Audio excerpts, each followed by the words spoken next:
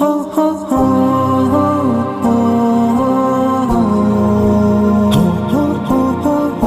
خبات اور کوئی برائی نہیں.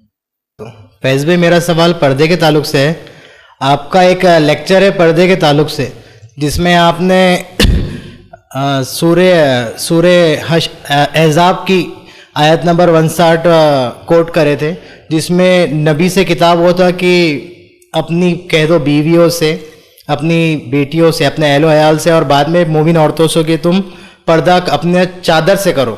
اور آپ نے ایک جو ہے تو حدیث بھی کوٹ کرے تھے جس میں معاشہ نے فرمائے تھے کہ اللہ کے رسول نے فرمائے کہ ہمیں جہاد کی حالت میں بھی صرف ٹخنے تک کپڑے اٹھانے کی اجازت تھی.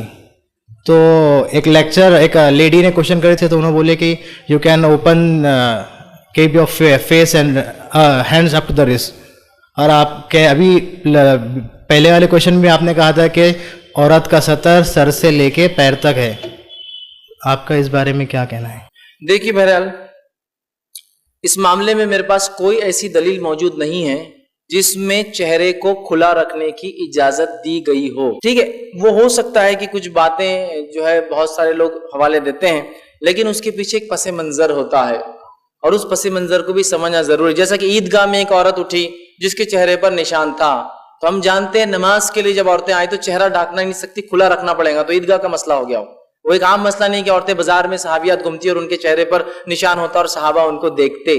ٹھیک ہے، تو میرے نزدیک کوئی ایسا واقعہ نہیں ہے یا کوئی ایسی دلیل نہیں ہے جس دلیل کے مطابق عورت کے لیے چہرہ کھلا رکھنا جائز ہو. میرے نزدیک کوئی دلیل نہیں ہے. ٹھیک ہے، کہ اس کا چہرہ سوائے وہ جب حج کے لیے جائیں گی تو تب اسے کھلا رکھنا ہے. میں عائشہ رضی اللہ عنہا فرماتی ہے کہ ہم حج کے لیے جاتی اور چہرہ کھلا رکھتی، جب قافلے آتے تو کبھی کبھی ڈھانک لیتی اور پھر کھول دیتی. تو اس سے پتہ چلا کھلا رکھنا اس کی اصل ہے، اس لیے کہ کھلا رہتا تو ڈھکتی، ورنہ اگر ڈھانکنا اصل ہوتا تو ڈھک کے ہی چلتی، پھر قافلے آئے اور قافلے جائے. وہاں کے علاوہ کوئی دلیل میرے پاس موجود نہیں ہے یا میرے علم میں کوئی ایسی بات نہیں ہے جس میں کسی عالم کا یا کسی مسلک کا یہ معاملہ ہو کہ اس نے یہ جواز دیا ہو کہ چہرہ کھلا. بلکہ میں تو یہ کہتا ہوں کہ چہرہ تو خوبصورتی کی علامت ہے اور وہ مرکز ہے کشش کا، اور اس کو ڈھانکنا تو بدرجہ اولا ضروری ہے، اس لیے کہ اسی کی وجہ سے سارے فتنے شروع ہوتے ہیں. کبھی بھی کوئی انسان یہ نہیں بول سکتا کہ وہ عورت کیا خوبصورت پہن ہے، یار فدا ہو گیا میں اس پہ. کوئی نہیں بولتا، کسی کی نظر بھی نہیں ہوتی ہے. کسی بھی انسان کی نظر کسی کے لیے پڑیں گی تو کہاں جاتی ہے؟ سیدھا چہرے پر اس کے.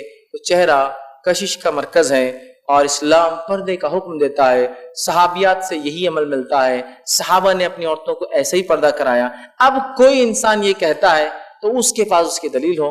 میرے نزدیک تو میں کہوں گا چہرہ ڈھانکنا عورت کے پردے کا حصہ واجب عین ضروری ہے، اس کو یہ کرنا ہے. اگر وہ نہیں کریں گی تو بہت سارے فتنوں میں وہ پڑ جائیں گی، ملوث ہوں گی، اور اس کے لیے بہت زیادہ تکلیفیں ہو سکتی ہے دنیا اور آخرت کے اعتبار سے. جزاک اللہ خیر.